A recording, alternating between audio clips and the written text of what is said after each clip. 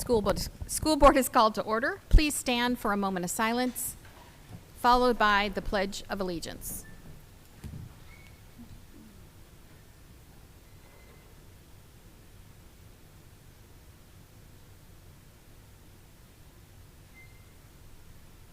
I pledge allegiance to the flag of the United States of America and to the republic for which it stands, one nation, under God, indivisible, with liberty and justice for all. Mrs. Garza, would you please call the roll? Yes, ma'am. Chair Seberg, Here. Vice Chair Stevens, Here. Mrs. Williams, Here. Mr. Hollingsworth, Mrs. Brooks, Here. Mrs. Spall, here. Mrs. Brescia, Here. Miss Island, Here. and Miss Glenn. Here. Thank you. Thank you. Dr. Newman, are there any additions or deletions to the agenda this evening? No, ma'am. Can I get an approval for the public meeting agenda? Chair, I move that the school board of the city of Manassas approve the public meeting agenda as presented. Second. I have a motion by Vice Chair Stevens, seconded by Mrs. Brooks, that the school board of the city of Manassas approve the public meeting agenda as presented. Is there any discussion? All in favor? Aye. Any opposed? The motion carries 6-0. Just going to add that Mr. Hollingsworth sends his greetings. He had an emergency at work that he was unable to get here in time. No board committee reports this evening. And next would be citizens' comments. Are there any citizens that wish to speak? Seeing and hearing none, we'll continue on with our consent agenda. May I get a motion? Chair, I move that the school board of the city of Manassas approve the consent agenda as presented. Second. I have a motion by Vice Chair Stevens, second by Mrs. Brooks, that the school board of the city of Manassas approve the consent agenda as presented. Is there any discussion? All in favor? Aye. Any opposed? Motion carries 6-0. Okay. First up on our discussion agenda this evening is student achievement. We get an update from Mayfield Intermediate School. Dr. Fritschkorn and team will present.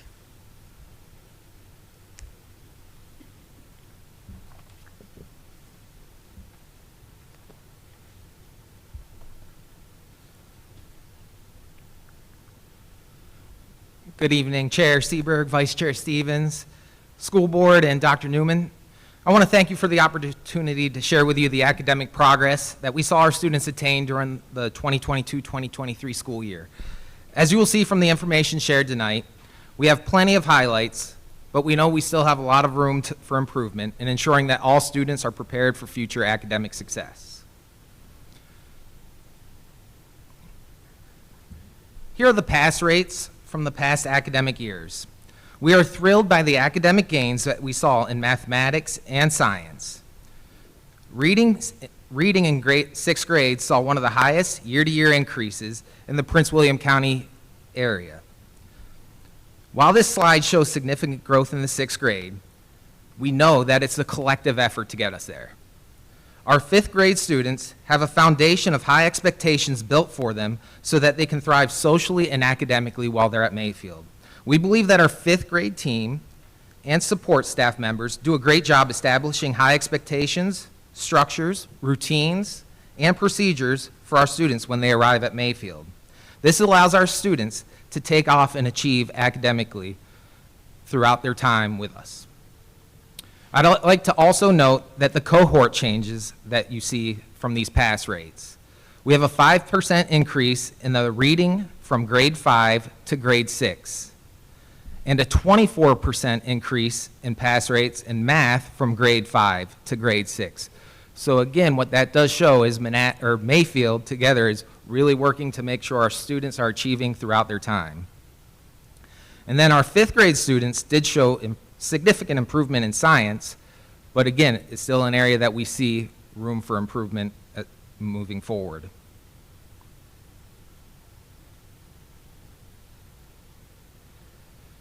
As I mentioned, we are thrilled with the academic progress we saw, but we understand there is still need for continuous improvement.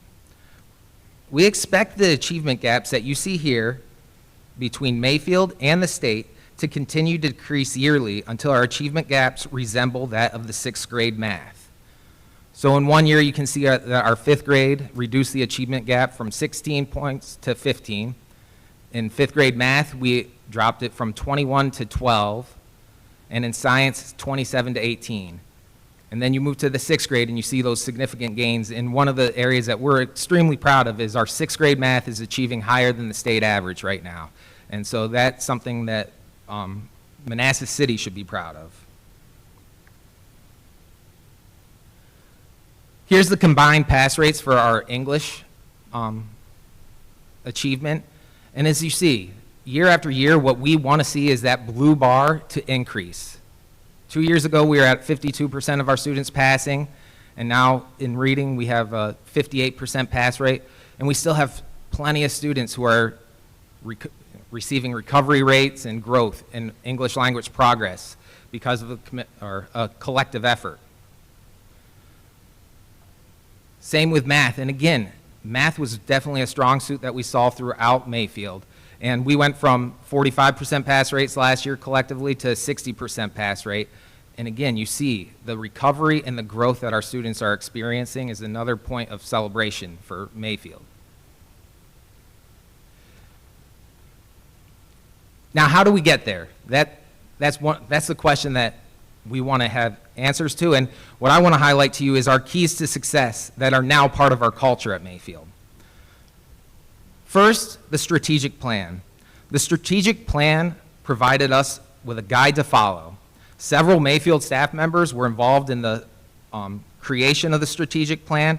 Our instructional leaders used the strategic plan to identify root causes that we need additional areas of support. And what I can say is last year with the strategic plan implementation, we could collectively all have the same goal. And what I really saw is all 9 schools having the same goal, working together. Through that strategic plan, one of the big areas is our collaborative learning teams.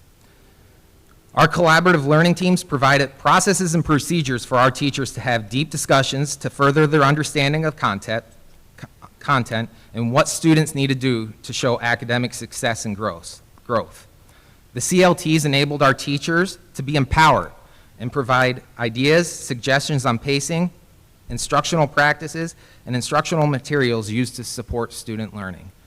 And again, as you sat in our CLT meetings and you saw our teachers have the discussions with one another about how to best reach our students, it definitely was an area that helped that success happen. Also, through the cycle that works, our teachers developed common formative assessments that help drive instruction and provide us with feedback and effectiveness on our instructional practices. For example, today, I participated in a meeting after school with our assessment gurus in 5th grade. Those 2 individuals were Miss Blasey and Miss Fisher. We were joined by Dr. Jones, our science content specialist, and together we are working on creating a common assessment that we will use throughout the entire 5th grade in Manassas City. But the discussion on what our students need to know, how we're going to make sure they know it, was great to see with our teachers. And then we're going to bring it back to the CLT and have the teachers look at it and review and make sure we are all on the same page moving forward. The next area that was really successful for us is our targeted support block. It was a school-wide effort that fully embraced our school division's belief that all students are our students. Every staff member held an instructional role in the implementation of Bobcat Block. All lessons were research-based and aligned with best practices for teaching foundational literacy skills. Our reading and our math support instructional staff helped build the curriculum for our Bobcat Block and provide professional development for our staff. And again, we saw significant improvement for our students through our Bobcat Block. The next part is staffing. Staffing has been a process and a top priority for Mayfield for the past 5 years. We've established a mission and a vision for a positive and accountable school culture. The staff we have assembled at Mayfield consists of people from different backgrounds and years of experience. Together, we form an exceptional team focused on providing students with the necessary supports. Our staff can rely on each other for support and to help each other grow professionally. Our administrative team is cohesive and always there to serve our students, staff, and community. Finally, all these keys to success leads to a positive school culture. Our positive school culture is a product of the keys mentioned above. At Mayfield, we do many of the little things very well, and that makes our students' academic success sustainable.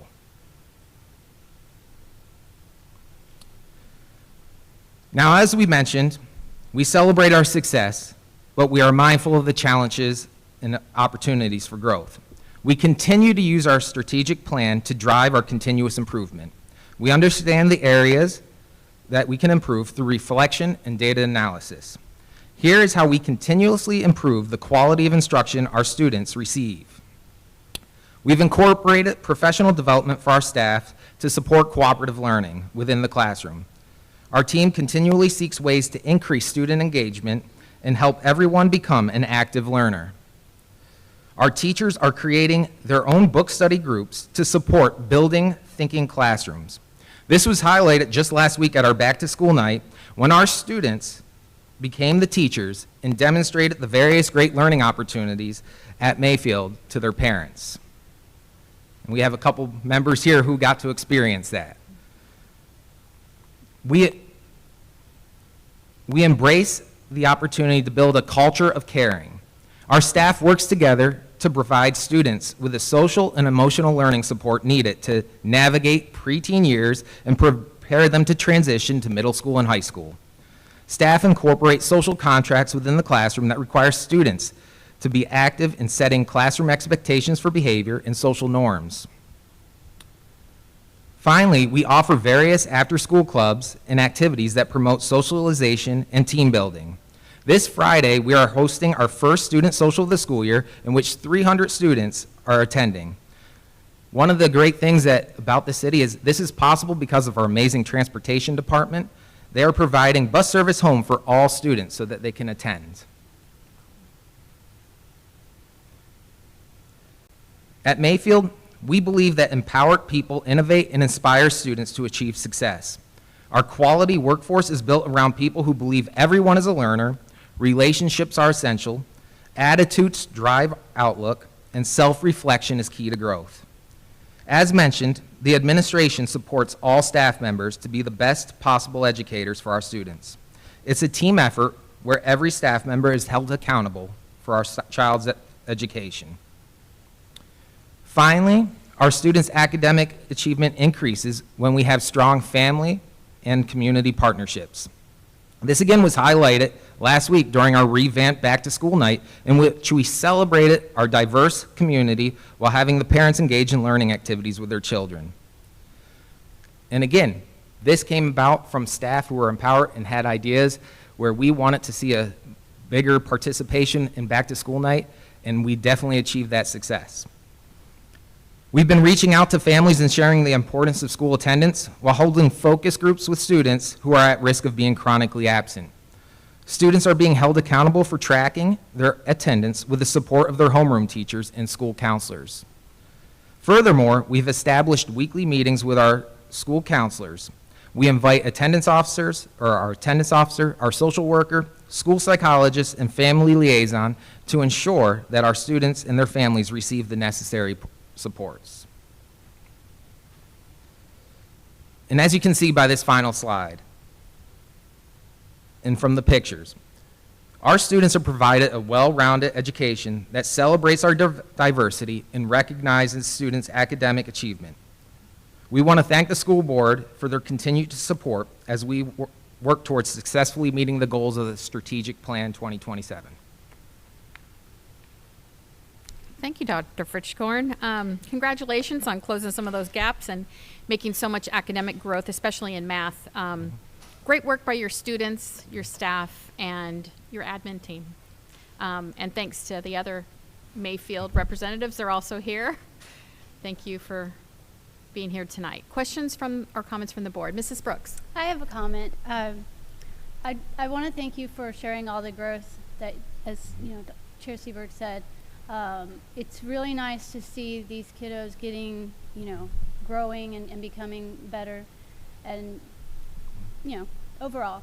But I know you guys will continue. I can tell you've got a good plan in going up there.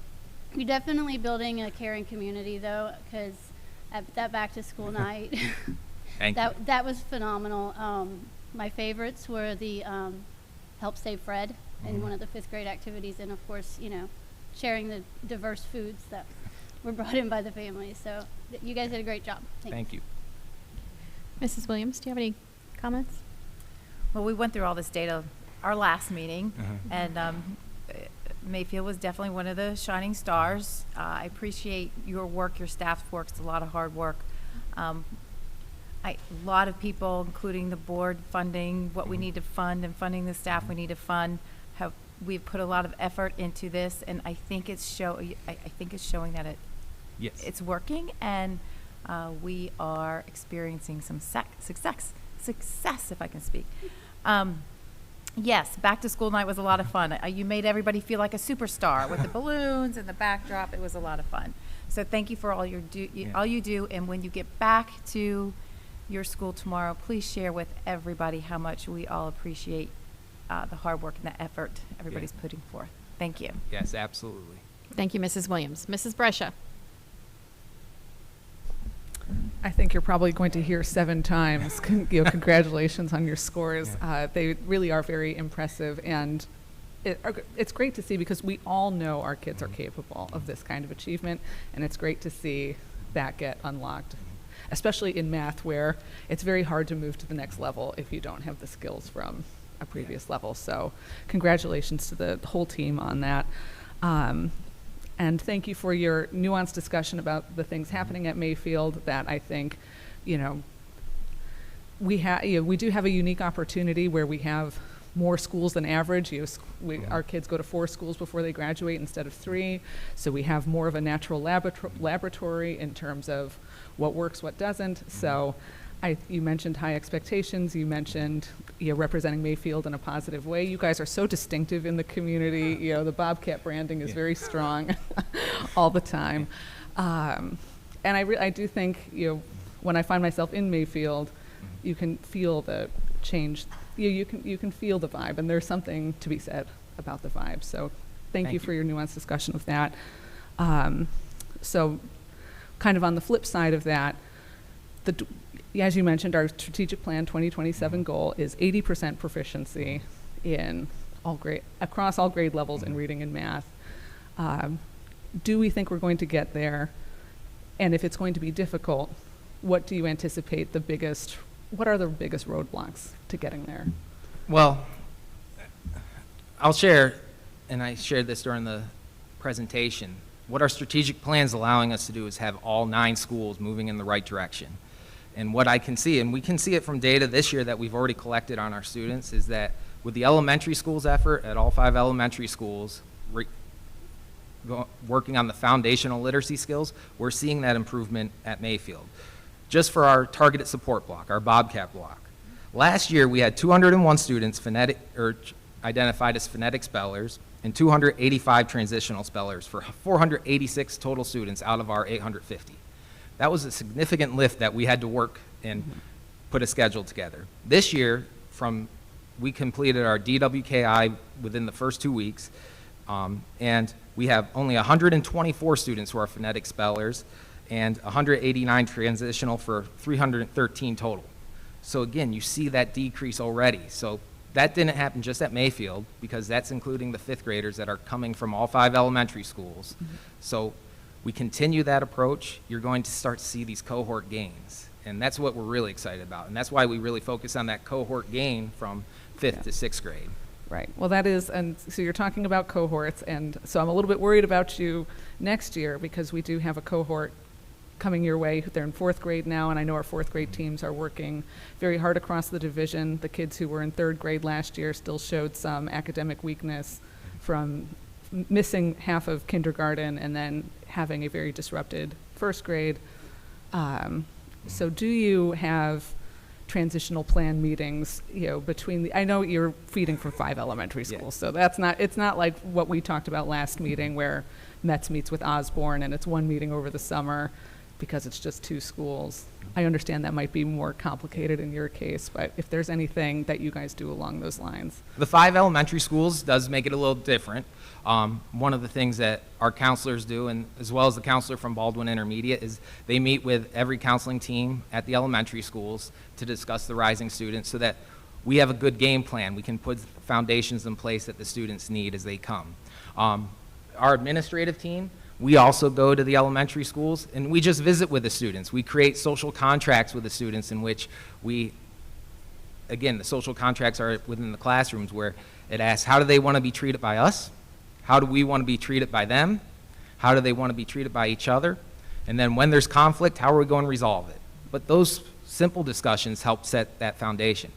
And then, again, at Mayfield, we've set systems and processes in place that as soon as our students come, we are getting them transitioned to the Mayfield way. Because what I think is an amazing thing is we have, again, students, 425 fifth graders. For the most part, a lot of them have not been in school with each other, and we are creating the foundation for that Osborne graduating class. So building that social community, like the fall festival that we're doing this week.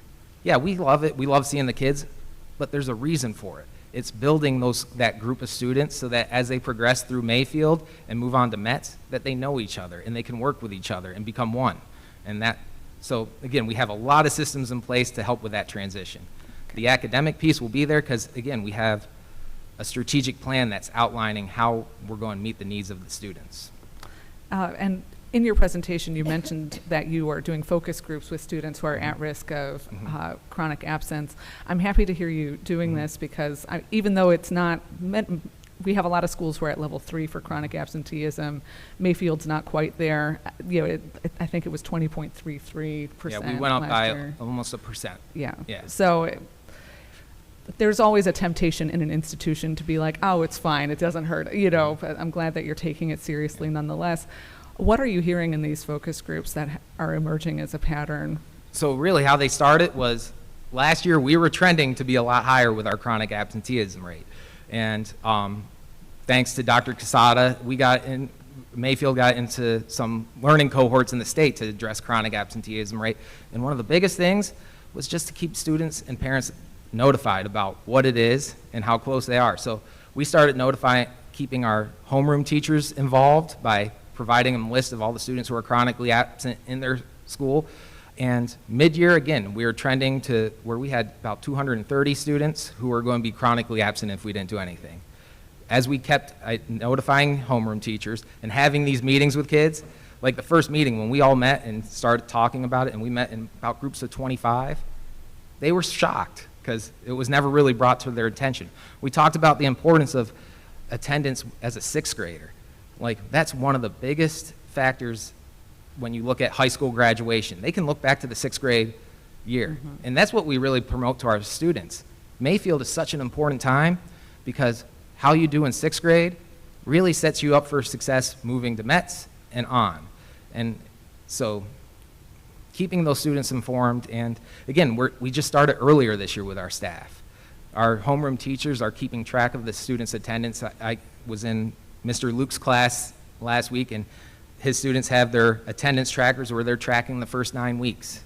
And again, making students accountable.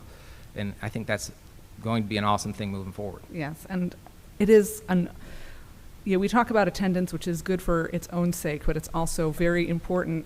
It's much easier to learn the content with the rest of the class than it is to get caught up if you're missing days. And so, let's not underrate that as also a part of Mayfield's success, that you guys are one of our better attended, are have more consistent attendance than some of our other schools. So that's out. I want to make sure to highlight that as well. It is still Attendance Awareness Month after all. But yeah, that's really it for me. I really thank you for this. I hope that some of what you've captured here, we can bottle it up and send it out to some of the other schools. Thank you for doing what you're doing. I hope you have a great school year this year. Well, thank you. Mrs. Spall. Hi. Hi. Always been a big Mayfield fan. I appreciate everything that you just said about, the confluence of all the kids coming together. It's huge. It's huge for our city. It's huge for all the kids going forward, what happens at Mayfield and now Baldwin Intermediate as well. I wanted to just, because you had such good gains in math, not trying to put you on the spot, but I wanted to delve a little bit into the targeted block, Bobcat block. I guess just for sixth grade, let's just say for sixth grade math, you know, if you can just think about that, if you can just walk us through what that really looks like. Because my shout out to the teachers, I'm worried that if they are having to watch their class and also remediate, you know, what that really looks like, or if they actually are, if you're sending people in to help them with their class while you're doing the targeted support. All right. So our targeted support block happens, it starts at 140, and when I say it's an entire school effort, it is. If you're here if you're in Mayfield at 140, you will see 800 students moving based on their academic need. And one of the people is here, Ms. Maldonado. She actually is amazing with spreadsheets and data and figuring out where students need to be based on their need. And again, tomorrow's going to be our first day where we really get it ratcheted up. And again, that's 3 weeks before we were implementing it last year. Right. And it's not extra on top. It's a complete time that is built into our schedule. And then our support teachers, our reading support and our math support, they've created the curriculum. Okay. For math, we have identified several areas. Because of our gains that we saw in reading, we were able to now reach students on the math level who need that math intervention support. So again, we're going to see some, this is my prediction, we're going to see significant gains continue because of just the support that we're giving students where they need on the foundational level. Okay. Thank you very much. And again, great job. Thank you. Vice Chair Stevens. Thank you. Can you hear does my mic sound like it's on? Closer. Okay, because it doesn't sound, okay, thank you. I thought it was just me. So first of all, thank you. Back to school night last week was great. I think the kids had just as much fun as the adults, and I think all the kids liked putting the adults on the spot with that little lesson they had to do. I have never been in a situation as a parent where I came to back to school night and I had work to do and I had math to do, so I was quite surprised, but very pleasantly surprised. It was a lot of fun. The Dreamcatcher, the math Dreamcatcher, is still in my car and is still being used regularly, so that's a fun thing. Can we talk for a minute about the combined rates in English and in math? Because we tend to always talk about those raw scores, those raw pass-fail scores, but there's really a lot more to the story than just that pass-fail, because you've got the recovery, the growth, and then in English, that EL progress. So can you just talk for a minute about the importance of those additional pieces? So those additional pieces, how I see it is, it brings success to the students because they get to see their growth. And through the VGAs last year, our teachers have been able to show students where they were, and I think that's another thing that our staff does a great job is making our students aware of where they are and the work that needs to be done, and then celebrating their growth as they get there. And as we said, that blue column is the column that we want to build up. We want to see those other columns go down, but as we're getting more students to pass and experience success, it's showing other students that they're capable. When you're getting up to 67% in math, I'm excited to see those students as they progress in school, because now they're starting to realize this is an attainable thing when we can do the work. But that growth is definitely something that we can build off, and our students can realize if they grew that much in 1 year, if they continue that work, they're going to be able to pass, and they're going to be able to experience success at Metz and at Osborne. So now, are these conversations that you're having with the students where, like, you have a student who maybe did not pass the SOL, but they hit that benchmark for growth? Are you having the conversations with them where you're saying, this is where you are today, this is where you can be next year? So, as I said, our success is really because of our staff. And when we get our results, the weight that our staff carries with them is almost bigger than what the students were. So when our staff shares the results to our students and how they did on the SOL, they are really focused on showing them how well they did and how that achievement, and that they have them look back at the previous year and show that growth. because our staff sees how hard our kids work, and they want them to recognize that and realize that. And we can find success in a lot of different ways, and even like from our Bobcat block, making sure students realize that, like learning those foundational literacy skills where they can start to pick up books and read and engage in that. So, yeah, again, focusing on that growth, making sure that the students know they're moving in the right direction. And then with the Bobcat block, now all of the students are moving. So you have during Bobcat block, any given fifth grade teacher may have an entirely different group of students. They won't have, let's say, their base class and then additional students, but they will be teaching the same thing to the entire group they have. Yes. Okay. Yeah. Okay, so they're not really multitasking between their class and then additional. No. Okay. Yeah, so we have a curriculum built for the foundational literacy skills. We have a curriculum that, again, was built out by our support teachers for the math. And then we're even incorporating, because we've identified students in the advanced classes that need that pre-algebra readiness, and we have groups going for that. So, again, across the board, it's something that is not part of their regular classroom, but it's the foundational skills that they need. Okay, well, that sounds great. And then you mentioned this, you were talking about the role that students play in monitoring or tracking their attendance. Can you talk about that a little bit more? Because I've not heard something like that before. So it started last year when we did the focus groups. We gave students a tracking sheet for 9 weeks. We just broke it down to a quarter. And so this year we emailed out to staff, here's an opportunity that you have where you can start right from the first quarter. And again, when I was in Mr. Luke's class, we were right there, and we were just able to, I saw it right in the student's binder, and he was just checking off the days that they were there, and they could break it down by week to see the success from that 1 week and moving on. We have staff who are really committed. Last week we had a staff member, along with Miss Huntley, pay a home visit and say, we really want to see you at school. And when students see that, they realize that we really want them here. Well, that's quite impressive, and I really, really like that idea of teaching the kids to track their own attendance, because I don't think they're always really aware of what being home from school means. I think one of the biggest things that I realized is when you say 2 days a month leads to chronic absenteeism, sometimes it's really hard to realize you missed 2 days in 1 month. And over the time, that's 20 days for a school year, which is 4 weeks, which is an eighth of your school year you missed. And if you're at Mayfield, that's a quarter that you missed for 2 years at Mayfield. So that's a lot of school to miss. Yeah.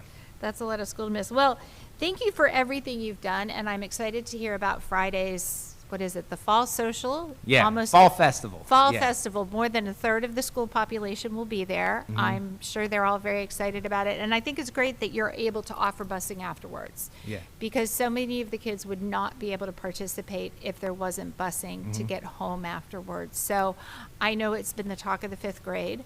It's been the talk of the fifth grade since the first time it was mentioned. So they are all really looking forward to it. I hope you all are able to take lots of pictures and share the pictures, because I have been told as a parent that no, I cannot be there. So, so thank you, and thank you for all you do and for everything the team has done. I think it's going to be a really good year, and seeing the growth and the progress that the kids are making is great. So thank you. Thank you. Thank you so much. Before we move on to our next discussion agenda item, I wanted to acknowledge MEA in the audience, Anna Demiria, and Tammy Potts, who stepped out for just a moment. And Miss Diaz, too. Thank you. Thanks for being here. Okay. Next up on our discussion agenda is Virtual Virginia. Mr. Craig Gefeller and Dr. Ed Stevenson are here to answer any questions we may have from their presentation on August 8th about Virtual Virginia. Any questions? Mrs. Breja. Thank you for being here again. This is new. So I wanted to make sure that we had a good opportunity to digest what this new frontier we find ourselves in. because there's a lot of people who are very nervous about it for understandable reasons, right? So I just wanted to clear up some things that I've heard, and I just want to kind of settle on the record. Virtual instruction occurs in the school building, correct? Yes, Yes, it does, okay. only in the school building. All in the school building, and there is a live person in there, correct? Yes. Yes. You get a teacher who so please walk me through the elementary classroom, because that's where people have most of their concern. So at the elementary level, you have 2 classrooms that are assigned to the virtual and the in-person teacher. And so it's about 40 to 50 kids. And they take the math from the virtual teacher, they take the reading and language arts from the in-person teacher, and then depending on the school and the schedule, the social studies and science is divided sometimes also that way, and sometimes both teachers teach some of the kids both those subjects. It just depends on the school. But there is a part of the day that the young elementary kids will always get part of their day. They're not sitting in front of a computer, sitting perfectly still all day long. Oh, absolutely absolutely not. No, they're not sitting still No. much at all, which is 'Cause- a good thing. Because I think what a lot of adults hear about this, a lot of us think of the trainings that we have to do at our jobs, which are just these click-through exercise. You know, you put in your AirPod and you do a click-through exercise and you get a little certificate at the end that you've done it. This is not that, No, we do not. That's not the approach at all. no. If I could just add to that, different than we did last year, there is no student in Manassas City that has virtual instruction the entire day. Right. So they have in-person teacher for part of the day and virtual for part of the day, depending on the grade level. Okay, so I did not realize that that was actually a change that we had done that Yep. last year, because we had 4 classrooms last year. So this is not our We had 15 classrooms last year. 15 classrooms last year. Yes. Okay. And so last year, they were what I would call self-contained classrooms. So if you had a virtual teacher, you had virtual instruction for all subjects the entire day.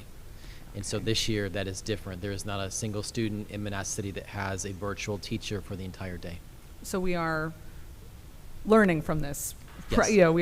This is a continuous improvement process, as Correct. Dr. Yeah, Frischkorn we made said. adjustments, and so we felt it was important that we would not have any students that would have just a virtual teacher all day long for every subject. So, so I would call it, and what Virtual Virginia calls it is a hybrid model. And so we're following a hybrid model of in-person and virtual instruction for the classes that we need to. So speaking of continuing to improve this process, I don't think on August 8th that we fully discussed what other options were that we considered, what we considered, what we rejected, and why, and how we got to this as our current best option. Sure. So when you think about what we could have done differently,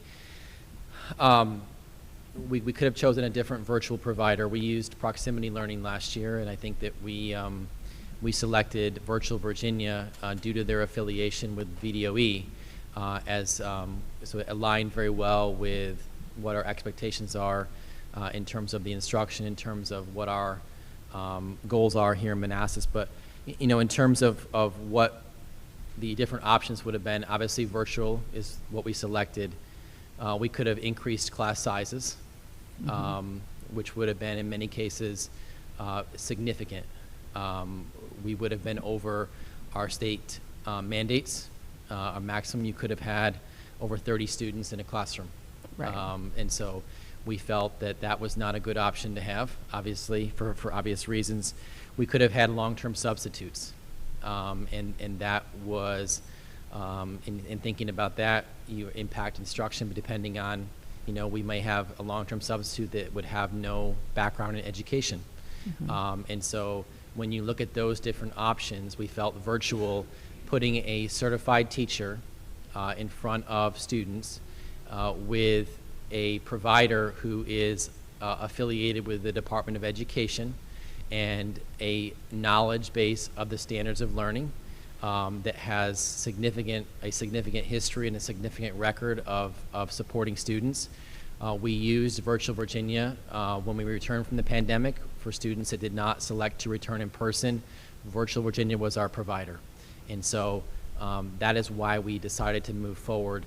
And what I would also say, it wasn't a last-minute decision. We started talking about what the potential would be in the spring, and we met with Virtual Virginia about what they might be able to offer and what that might look like here in Manassas City. And so when you take all those factors into account, that is why we selected to go with virtual. I think, you know, none of those are ideal. You know, we want high quality teacher in person in front of our students every day. And that just wasn't possible to do given the national teacher shortage. And so that's where we are right now. We continue to make adjustments. We get feedback from teachers. Dr. Stevenson is the point person for Virtual Virginia here in Manassas, and we have met with Virtual Virginia to share feedback with them on multiple occasions, and they have been very responsive to our feedback. We have made some changes. For example, we got feedback regarding our elementary school students using the headphones. And so we are now in the elementary schools moving forward with the model of projecting the teacher onto the whiteboard, onto the interactive whiteboard, and so all students can hear, so they don't have to wear the headphones, which then facilitates more of that movement, more of that cooperative learning in the classroom. So that's one example of how they have been very flexible and a very good partner for us.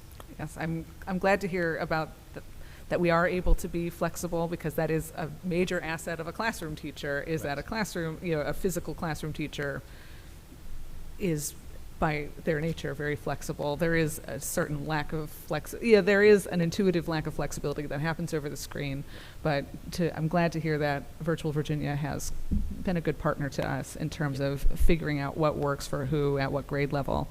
And it's also important just that Virtual Virginia has actually done a site visit here. And they came probably the second or third week of school. They were here visiting all the classrooms. They went to all the schools. We were able to share some feedback with them as well at that time. And one of the things that they were impressed with is how far advanced we were compared to their other partners in other districts across the Commonwealth. And so, like I said, they were been on site, been constant communication with what's been working well and what we need to tweak a little bit. Yeah, I mean, and it is just a math equation that we're facing here. We have X number of kids, we need X number of teachers, and we have only so many adults going Correct. into teaching programs, and there's just not a balance in the force that we can even, I mean, we obviously need to do our part in terms of compensation and an attractive work environment and all that stuff. It's not like we're totally powerless, but there is a math equation that is not that doesn't really work out in our Correct. favor. I wanted to ask you how the class rosters are developed for the virtual classrooms. So we did ask principals to prioritize those based on student needs, and to make sure that they were picking students for those classes that would be successful and be able to handle the transitions and the different, you know, approaches to teaching and learning that model implies. But beyond asking them to do that, we didn't get really into the weeds on trying to micromanage that. We very much trusted our schools to make good choices when it came to students and who would be able to be a part of this model and make it work. Yeah, so I can see, yeah, obviously you only want kids in an unusual format who can be successful, right? That's very obvious and intuitive. At the same time, if I am, yeah, I can see some of the parents who've contacted me about this who are like, well, you know, gee, my kid's being punished for their success, my kid's being punished for their intelligence, or, you know, is this going to be my child's future in MCPS? They're always going to be slotted in the virtual room. Do we have any guidelines in place regarding subsequent placements? If you have I mean, I know sometimes it's going to be unavoidable, right? But if you have a second grade virtual placement, can we do something to steer you out of a third grade virtual placement? I mean, the short answer to that is yes, absolutely. The schools have the ability to look at where they've placed kids, and even before we were using these models, it's very common practice in elementary schools to look year to year at student needs and to try to put them in classrooms where they have the best chance of success. So if a student is not thriving in this I will tell you that the most common question I received was, how do I get my kid out of the Mhm. virtual classroom, which I've of course done, in those conversations when, it's a voluntary withdrawal is not really realistic. Someone has to be in the class. If we had enough physical teachers, obviously that would be our first choice. But if there is a student who is truly, truly struggling in this format, is there any way for us to make an adjustment there, or do we just try again next year? How does that work? Well, I would say that in the case of a question like that, the factors that we would consider would be the same as any instructional situation where a child is struggling.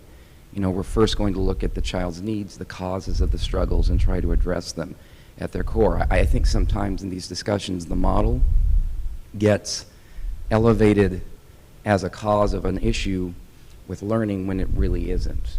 And so we want to be careful not to be people who are people who have solutions in seeking problems, if you see what I mean. We want to make sure that when there are problems, we're determining their causes. And when we know what the causes are, then we address them systemically and in the priority that's the highest. Right. So would I say there would never be a circumstance where, if it was determined that the child would be better not in the virtual setting, that decision couldn't be made? Absolutely not. I don't speak in those kinds of absolutes, but I would say that I would suspect that for the most part, when people say they don't want their child in a virtual classroom, it's a preference. It's not a situation where the need is necessarily there. And so I would say we want to keep our conversations focused on the needs of students. I've been in all the virtual classrooms, some of them multiple times, and I've seen students' needs getting met consistently in them. And so ultimately that's what we need to bring things back to, is meeting the needs, the learning needs of the students on the ground in the rooms. And speaking of needs being met, the Virtual Virginia, they are not MCPS employees, but they still participate in our Yes. CLTs, and they still get their performance evaluated. Yes. Actually, that's one of the great things about using Virtual Virginia. They are operated by the Virginia Department of Education, who does all of the teacher standards. So their teachers are held to the same standards our teachers are. We work very closely with their administrators to make sure that everyone's being held to the professional standards that the state expects. And one piece of feedback I've received is, you have to, our Virtual Virginia teachers, they have an email address. You can email them, but you can't send a convenient text through the Remind platform like a lot of our parents are accustomed to. I wanted to ask, I know it's our first year with Virtual Virginia, so maybe that has something to do with it, but what are the barriers to getting those teachers onto Remind? When it comes to communication, Virtual Virginia is pretty insistent that we use their email addresses and platforms. So that's why things are that way. I would also just point out that not even every teacher in our division uses Remind. That the sort of the base communication tools between Virtual Virginia and Virtual Virginia teachers and the rest of our teachers are similar. So it's interesting to me that it's Virtual Virginia's insistence that is there a particular, I'm asking about this because I do want to make it as easy as possible for parents to get in touch with our teachers, and nobody likes to switch platform. No one likes to switch no one likes to switch things. It's just, I would like to make it easy for folks. And so is this something that in the future we might be able to make some progress on? I can certainly give that feedback to them, but my sense is that they have pretty set reasons for wanting to do that. Do we know what those reasons are?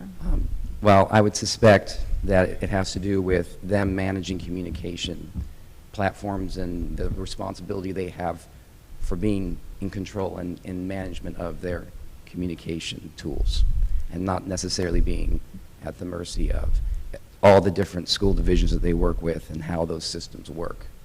Well, sort of begs an interesting question to me, which is, if we have individual virtual teachers that are working well, even if they live in, I did get a chance to speak with one of the virtual teachers, and she lives in a mountain range out in Western Virginia. I know she doesn't live anywhere near us, but, you know, in theory, could we hire some of these folks directly as MCPS employees, or is that? If they apply, If they apply? yeah. Okay, interesting. If they apply and they're qualified and they, you know. So we I don't do know. have a process to bring on board our own virtual teachers, like. No, I'm sorry, and forgive me if I wasn't clear in my response. What I Yeah, mean is my that. question wasn't very clear, Is so that it a was my fault. teacher, if a teacher who's currently teaching with another program wants to apply to it for a vacancy in our school division, and they're qualified, we would obviously be interested in considering them for those vacancies in person. Ultimately, the long-term goal is to move away from having these virtual classrooms and to have all in person. And I do want to stress that that's the goal, and that we're really looking at these programs and everything we can do to move in that direction. Yeah, so that's, Yeah. that's also my, especially at the elementary level where Mhm. it is, you know, I understand people's agitation about that, you know, absolutely, even though it does sound like this is a process that has not been wandered into, you know, at all. Does So that wrap up your line of questioning? How many more do you have? that was it. Okay, any other questions from board Hold on. members? Just touch on one thing. Yeah.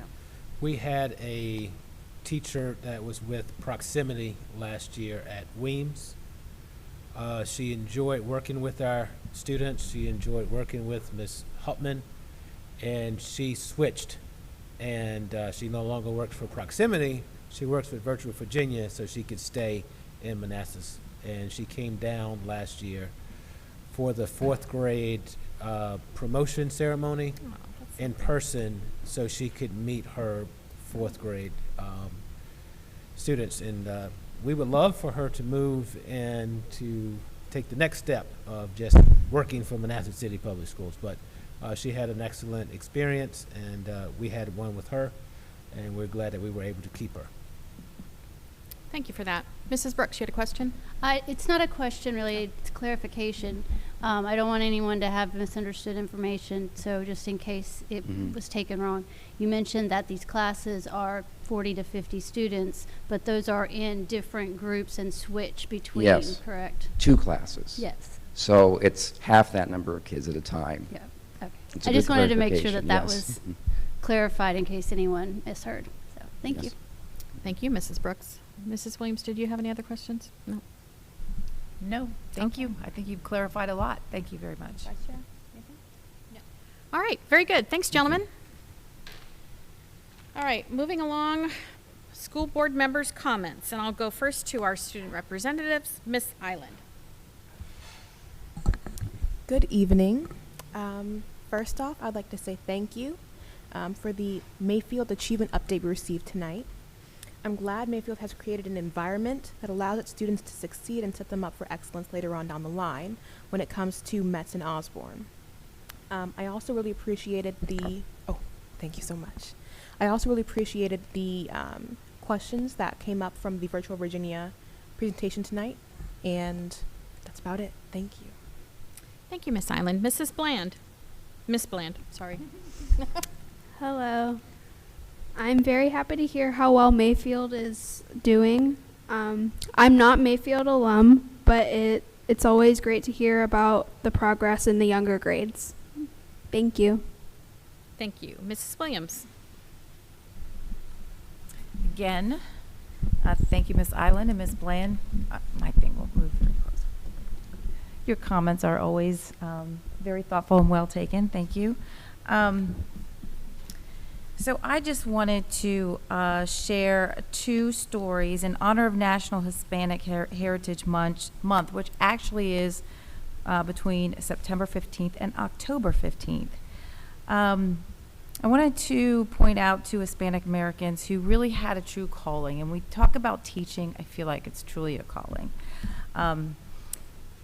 A gentleman by the name of Albert Baez, he was immigrated from Mexico to the U.S. with his family. And when he was still a child, while in graduate school at Stanford University, Albert was one of the co-investors of the X-ray microscope, a new technology in 1948 that allowed scientists and doctors to view living cells.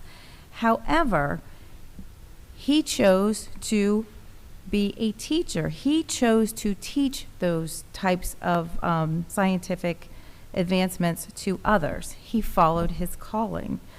Nadia Velasquez found her calling as an activist early. As a teenager in Puerto Rico, she petitioned her school and city to improve the health and sanitation at her school, her high school, and eventually moved to New York to study political science at New York University. In 1992, she became the first Puerto Rican woman to be elected to serve in Congress, and she later became the first Latin woman to chair a full congressional committee when she became chairwoman of the House Small Business Committee. I read an American University School of Education article recently. It was written in 2019. It discussed how involving parents, guardians, and caregivers in their children's education were possible, and how it can contribute to students' achievement, much like our Parent E3 series, where we engage, educate, and empower our parents, guardians, and caregivers. Working together, we can encourage our students to chase their callings, much like Albert and Nadia. I would really like to thank Officer Rodriguez and the Manassas City Police Department for conducting the Parent E3 series on attendance last week.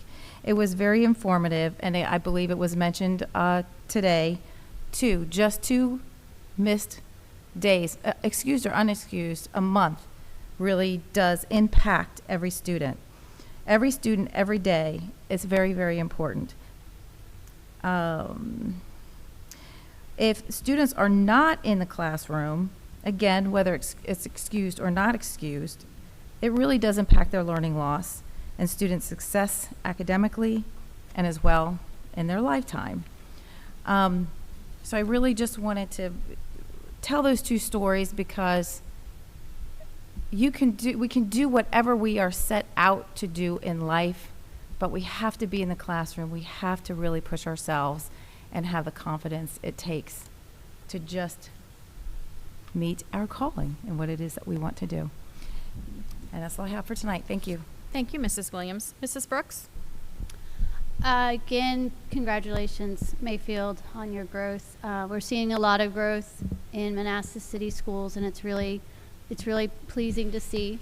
I've had a great time over the past couple of weeks at all the back-to-school nights, and I didn't get to make it to every single one of them, but you could see the sense of community and the students being engaged and the families there and present, and it was really great to see all the strides that our staff and you all are making to increase engagement of students, families, and our achievement. Thank you. Thank you. Mrs. Brescia? I will also congratulate the Mayfield team yet again. Impressive results, and it's great to see the growth across cohorts and growth between years. Just love to see it. And thank you to Dr. Stevenson and Mr. Gefeller for coming up here again to clear up some of the virtual Virginia questions that we had. I think that was a good discussion that we were able to have tonight. I do hope it's a temporary solution. I do hope that we can attract more sufficient in-person teachers to engage with our kids the way everybody wants their kids engaged with in class. That's definitely something that everyone's working on. A joint compensation committee will be underway shortly between the school board and the city council, so I wish our liaisons to that committee luck as that process unfolds, because that will definitely be something that is a piece of this puzzle. So thank you for that. Thank you, Ms. Brescia. Mrs. Spall?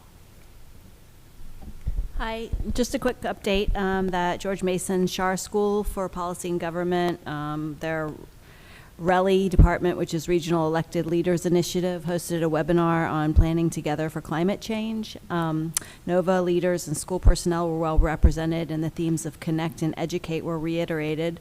There was a broad-based call for sustainability in school, particularly in the areas of students on sustainability. I'm also the liaison to the committee for the city, so I'm all in favor of a plan to dig into how we're addressing sustainability, and I'm also happy to report that OHS has its own sustainability club. So I encourage all high schoolers to join that. VSBA hosted a legislative advocacy conference, which was very interesting. There were familiar themes of increasing the number of mental health needs for students, the need to attract professionals to help with CTE industries, which we just had a big announcement tonight that everyone will love to hear soon, and the needed overall change for culture that's desperately warranted to reframe the way teaching is viewed in our nation. So those were really good conferences that I was happy to be a part of. Appreciate everything that Mayfield shared with us tonight. Say Go Transportation for making transportation available to the events that have happened and are coming up. Happy homecoming to Osborne students, and early voting started, so please exercise your right to vote. Thank you. Thank you, Mrs. Spall. Vice Chair Stevens. Thank you. In honor of Hispanic Heritage Month, I did want to share two interesting facts. The first is that 25% of all children in the United States are of Hispanic descent.